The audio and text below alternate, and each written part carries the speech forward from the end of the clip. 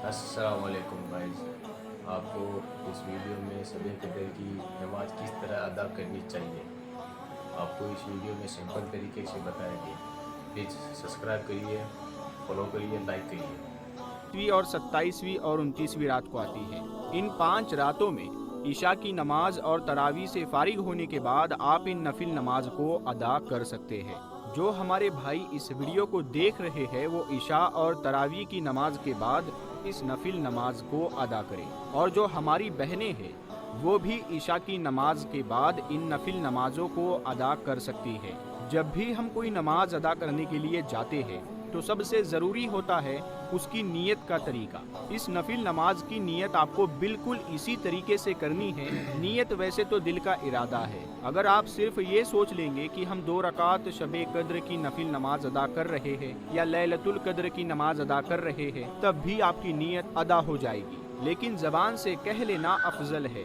آپ عشاء اور تراویح کی نماز سے فارغ ہو جانے کے بعد جا نماز پر کھڑے ہو جائیں۔ جا نماز پر کھڑے ہو کر اس طریقے سے نیت کریں، 2 رکعت کر کے آپ کو یہ نفل نماز ادا کرنی ہے۔ تو آپ کو 2 رکعت نفل نماز کی ہی نیت کرنی ہے۔ جیسے نیت کی میں نے 2 رکعت نماز نفل شب قدر کی واسطے اللہ تعالیٰ کے وقت موجودہ منہ میرا کعبہ شریف کی طرف، اللہ اکبر۔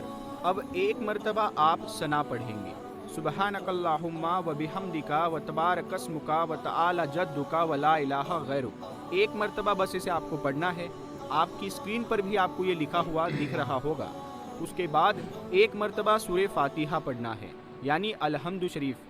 اس کے بعد جو چاروں کل آتے ہیں، یعنی سورہ اخلاص، سورہ ناس، سورہ فلق، سورہ کافرون، ان میں سے کوئی ایک سورہ بھی آپ نے پڑھ لینی ہے، اس کو ایک مرتبہ پڑھ لیجئے۔ اس کے بعد اللہ اکبر کہتے ہوئے رکوع میں آ جائے۔ رکوع میں آپ 3 بار یا 5 بار یا 7 بار سبحان ربی العظیم پڑھیں۔ پھر آپ رکوع سے اٹھیں گے، سمیع اللہ لمن حمدہ کہیں گے، ربنا ولک الحمد کہتے ہوئے کھڑے ہو جائیں گے۔ پھر آپ اللہ اکبر کہتے ہوئے سیدھا سجدے میں آ جائیں گے۔ سجدے میں آپ 3 بار، 5 بار یا 7 بار سبحان ربی الاعلیٰ پڑھیں گے۔ پھر آپ اللہ اکبر کہتے ہوئے بیٹھ جائیں گے۔ پھر آپ دوبارہ سے اللہ اکبر کہتے ہوئے سجدے میں جائیں گے۔ اب دوبارہ سے پھر سے آپ لوگوں نے 3 بار، 5 بار یا 7 بار سبحان ربی الاعلیٰ پڑھیں گے۔ پھر اللہ اکبر کہتے ہوئے دوسری رکعت کے لیے کھڑے ہو جائیں گے۔ اب یہاں آپ کو بہت خیال رکھنا ہے، دوسری رکعت میں کھڑے ہوتے ہی ایک مرتبہ سورہ فاتحہ پڑھنا ہے، یعنی الحمد شریف، پھر ایک مرتبہ سورہ اخلاص پڑھنا ہے،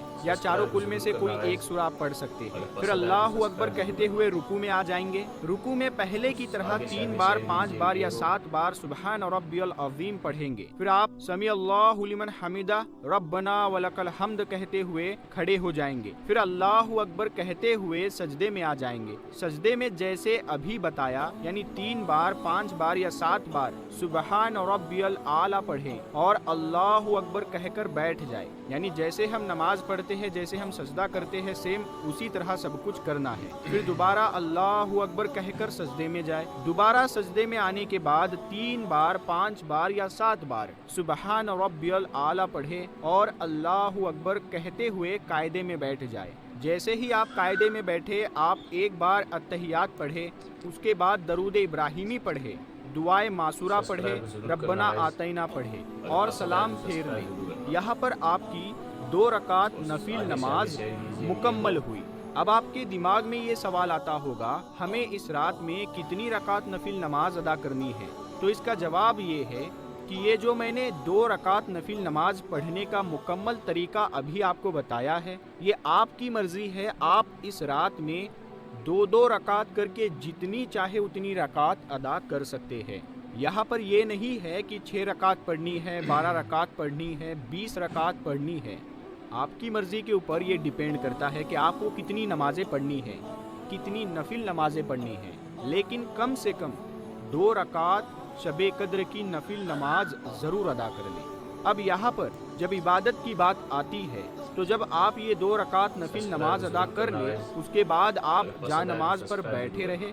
اب یہاں پر کچھ عبادتیں آتی ہیں جو آپ کو کرنا ضروری ہے۔ نفل نماز ادا کرنے کے بعد سب سے پہلے آپ بسم اللہ شریف کا وظیفہ کریں گے۔ کس طریقے سے کرنا ہے بہت دھیان سے سمجھو۔ جا نماز پر آپ بیٹھے ہو، تسبیح آپ کے ہاتھ میں ہے، شروع میں 3 مرتبہ درود پاک پڑھے، پھر بسم اللہ الرحمن الرحیم، بسم اللہ الرحمن الرحیم 786 مرتبہ پڑھنا ہے، پھر آخر میں 3 مرتبہ درود پاک پڑھنا ہے۔ جب اتنا وظیفہ آپ کا مکمل ہو جائے اس کے بعد اللہ سے اپنی نیک اور جائز حاجتوں کے لیے دعا مانگے۔ لیکن ابھی عبادت مکمل نہیں ہوئی، اس کے بعد آپ استغفار کی ایک تسبیح پڑھیں گے، استغفر اللہ استغفر اللہ استغفر اللہ کر کے آپ 100 مرتبہ اسے پڑھیں گے۔ اگر پوری دعا پڑھنا ہے استغفر اللہ ربی من کل ذنب و اتوب الیہ، اس کو پورا پڑھ سکتے ہیں۔ اس کے بعد میں اگر آپ کے پاس وقت بچ جائے تو جتنا ہو سکے آپ درود پاک پڑھیں، اور اس کا ثواب ہمارے پیارے آقا حضور پاک صلی اللہ علیہ وآلہ وسلم کی بارگاہ میں پیش کر دے۔ جب آپ اتنا کام کر لے اس کے بعد آپ جتنی چاہے اتنی دعائیں مانگے۔